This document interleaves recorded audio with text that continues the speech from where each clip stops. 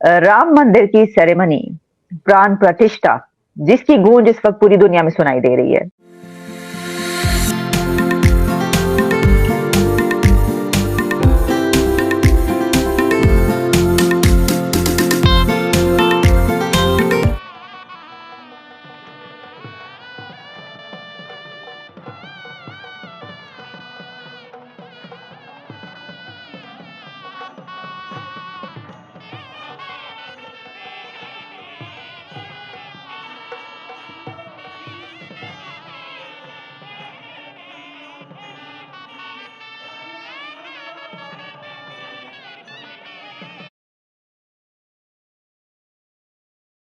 की साज सज्जा मुकुट भव्य है, स्वर्ण मुकुट। और इसी के साथ साथ आप देख रहे हैं, ये देखिए, इन आंखों से छलकती हुई ममता, वो बचपना, वो खुशी, वो प्रेम, वो स्नेह, वो त्याग, वो बलिदान, वो सब कुछ जो राम है, भगवान राम की इन आंखों से निकलता हुआ तेज, आज जिसके आप सब दर्शक बन रहे हैं आज तक के जरिए। देखिए वो तिलक जो माथे पर है, देखिए वो भावना जो आज इस मूर्ति में है, वो स्नेह का संचार, वो विस्तार रामत्व का, वो पहचान भारतीय संस्कृति की, वो धरती, वो भूमि जिसका नाम भारत है, जहां पर आज प्रभु राम की इस मूर्ति को देखकर हर कोई धन्य धन्य हो रहा है।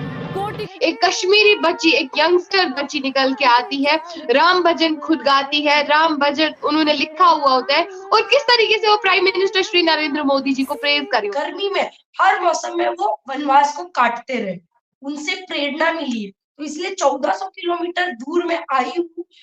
ठंड का असर नहीं है, पैर में छाले पड़ गए, ठंड इतनी है, लेकिन ये जो झंडा दिख रहा है आपको राम जी का, दिख रहा है, ये हौसला बढ़ाता है मेरा। बात पूरी दुनिया में की जा रही है, एक ऐसी सेरेमनी जिसमें हजारों लाखों की तादाद में लोग शामिल हो रहे हैं और दुनिया के जो लीडर्स हैं उनकी तरफ से मुबारकबादें दी जा रही हैं।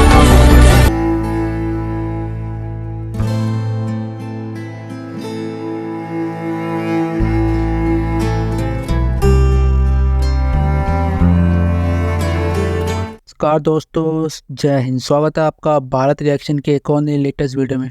दोस्तों आज हमारे पूरे भारत के लिए एक दिवाली से कम मान बोलेंगे, दिवाली जितना ही इतना बड़ा त्योहारों से बड़ा है, क्योंकि आज हमारे प्रभु श्री राम जी आए हैं और जो उनका इनॉग्रेशन सेरेमनी है, प्राण प्रतिष्ठा सेरेमनी वो चल रही है, और उनका आज इतना बेहतरीन स्वागत किया अयोध्या राम मंदिर में। पीएम मोदी जी आए हैं और बहुत ही बड़े बड़े, आपको पता है कि जितने भी सबको मौका दिया गया है, चाहे बॉलीवुड से लेकर सेलिब्रिटी, चाहे क्रिकेटर्स हो, सब लोग आए हैं और प्राण प्रतिष्ठा की जो सेरेमनी है बहुत अच्छे से हो चुकी है।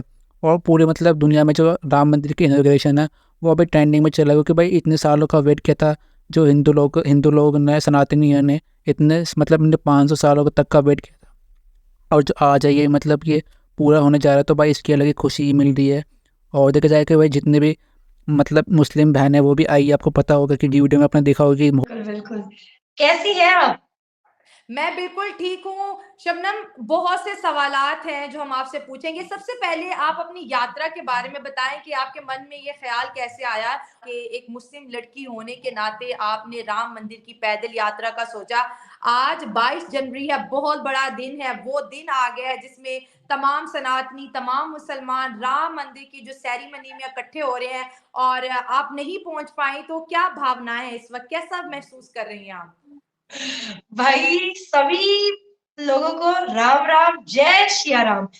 देखिए, सबसे पहले तो मैं एक मुसलमान नहीं, भारतीय सनातनी मुसलमान हूँ, और शायद कि मैं सच्ची बोल रही हूँ कि राम जी से जो प्यार है, लगाव है, वो अभी से नहीं है, बचपन से है। मैं एक ऐसी जगह पर पली बड़ी हूँ, पैदा हुई हूँ, वो पूरा हिंदू मेजोरिटी इलाका है, वहां का प्रभाव मुझ पर बचपन से पड़ा हुआ है। मैंने गणेश चतुर्थी मनाया है, दिवाली मनाया है, होली मनाया है, और नवरात्रि मनाया है, बहुत सारी चीजें मैंने की है अपने लाइफ में। तो कहीं ना कहीं वो प्रभाव पड़ा है मुझ पे सनातनी एरिया में रहने का। और दूसरी सबसे बड़ी बात कि भाई प्रेरणा कहाँ से मिली, तो मुझे ये प्रेरणा मिली है यात्रा करने की राम जी से। उनसे बड़ा उदाहरण क्या हो सकता है भाई। देखिए, मैं महाराष्ट्र से निकली हूँ उत्तर प्रदेश की ओर, जहां पर अयोध्या है। मेरे यहाँ से 1450 किलोमीटर है, और एक आश्चर्यचकित की बात बता दूं, दुनिया में ऐसा कोई भी नहीं है पूरे विश्व में कि राम जी जैसा किसी ने तपस्या किया होगा। उन्होंने 14 साल वनवास में काटा है और मैं सिर्फ 1400 किलोमीटर चल रही हूँ। आज मेरा कुछ 32 डेज है, 32 डेज है मैं घर से बाहर हूँ, राम जी की यात्रा के लिए निकली हुई हूँ। और आप सोचो कि उस टाइम पे तो कोई फैसिलिटी नहीं थी, कुछ नहीं था। राम जी इतने ठंड में, बारिश में, गर्मी में, हर मौसम में वो वनवास को काटते रहे, उनसे प्रेरणा मिली है। तो इसलिए 1400 किलोमीटर दूर में आई हूँ। ठंड का असर नहीं है, पैर में छाले पड़ गए, क्या ठंड बात इतनी है। है, लेकिन ये जो झंडा दिख रहा है आपको राम जी जी जी, का, दिख रहा है, दिख रहा है। ये हौसला बढ़ाता है मेरा। राम क्या नाम करते हुए मैं निकलती हूँ। जबरदस्त। शबनम, सारे इकट्ठे हो रहे हैं और जैसे कि आपने अपनी यात्रा के आगाज में कह दिया था कि जरूरी नहीं है कि मैं 22 जनवरी को पहुंचूं, मैं जब भी पहुंचूं मेरे लिए वही दिन बड़ा खास होगा। तो बिल्कुल आज बिल्कुल। बहुत ज्यादा आपको लोग मिस कर रहे हैं कि 22 जनवरी है लेकिन शबनम नहीं पहुंच पाई, तो क्या पैगाम देंगी? शायला मैं क्या बोलूं, मुझे इतना दुख है कि मैं नहीं पहुंच, इसका रीजन है मैं 22 जनवरी को क्यों नहीं पहुंच पा रही हूँ। जो हमारा हिंदुस्तान है ना, हिंदुस्तान के जितने भी हिंदू भाई बहन है वो सड़कों पे निकल रहे, जहां पर उनके घरों से मैं गुजर रही हूँ, हाईवे टू हाईवे जी जा जी। रही हूँ, लोग स्वागत कर रहे हैं, मेरा सत्कार कर रहे हैं। और हिंदू धर्म में बता रही हूँ, सनातनी भाइयों का इतना ज्यादा प्यार मिल रहा है, वो मेरे पैर छूते हैं, मेरे आशीर्वाद लेते हैं।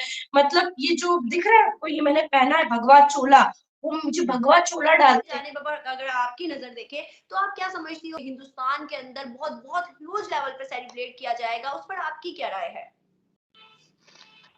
देखिए, सबसे पहले तो बहुत शुक्रिया कि इस टॉपिक पे बात करने का मुझे मौका दिया गया। तो जैसे कि आपने बोला कि बगैर पाकिस्तान के बाकी सारी मुस्लिम ममालिक जितने भी हैं, अरब कंट्रीज है या फिर यूनाइटेड अरब एमिरेट्स के जितने भी, दुबई, कतर, मतलब बहुत सारे ऐसे मुस्लिम, इंडोनेशिया है, बहुत सारे ऐसे मुस्लिम देश है जो काफी जो बहुत ज्यादा एक्साइटेड है। इवन कि यहाँ पे कुछ लोग जो है मुसलमान लोग भी चले। पहली बात तो मैं आपको बोलना चाहूंगी कि ऑब्वियसली हम क्यों ना खुश हो जब वो हमारी खुशियों में शिरकत कर देते हैं, जो वो हमारी खुशियों पे, जब वो हमारे फेस्टिवल्स पे खुश होते हैं, जब हमारे हिंदू भाई हमें हमारे फेस्टिवल्स पे ग्रीट करने के लिए आते हैं, हमारे साथ मिलजुल के आते हैं, जब उन लोगों को कोई मस्जिद में आने की प्रॉब्लम नहीं होती है, जब उन लोगों को कोई नमाज पढ़ने की प्रॉब्लम नहीं होती है, तो हम लोगों को क्यों प्रॉब्लम होनी चाहिए, पहली बात।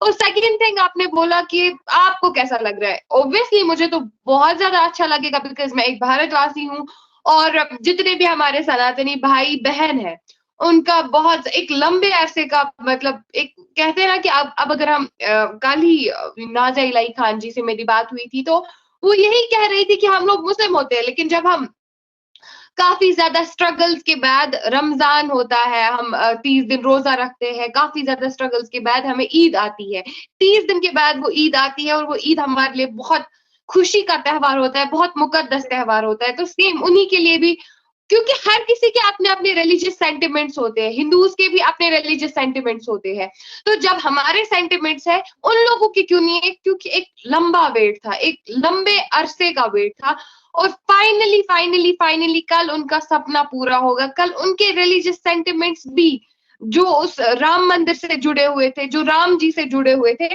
वो पूरे होंगे। तो ऑब्वियसली मुझे भी खुशी होगी कि मेरे जितने भी सनातनी भाई बहन हैं उनको खुशी मिलेगी और मैं उनकी खुशी में अपनी खुशी ढूंढती हूँ, बिकॉज यहाँ पे हर एक रिलीजन का बंदा, हर एक भारतवासी की खुशी, हर एक भारतवासी की जीत को सेलिब्रेट करता है। तो obviously Kashmir is also celebrating. आप देख रहे होंगे जिस कश्मीर के बारे में पिछले साल से, पिछले कई सालों से बोला जाता था, इवन अभी भी पाकिस्तान को बार बार चप्पलें और थप्पड़े पड़ती है कश्मीरियों की जानिब से, क्योंकि आप देख रहे होंगे क्योंकि पाकिस्तान ही एक ऐसा मुल्क था जो हमेशा कश्मीरियों का बोलता था कि कश्मीरियों के साथ जुल्म हो रहा है, कश्मीरियों को यूनाइटेड नेशंस में, कश्मीरियों को इंटरनेशनल लेवल पे बदनाम करने की भरपूर कोशिश की जाती थी, बिकॉज वो हमारे लिए एक बदनामी है, एक इंसल्ट है, जहां पे हमारे बारे में ये बोला जाए कि अपने आप को भारतवासी करार नहीं देते हैं, जबकि we are the part of India and हम कभी सेपरेट हो भी नहीं सकते हैं इंडिया से,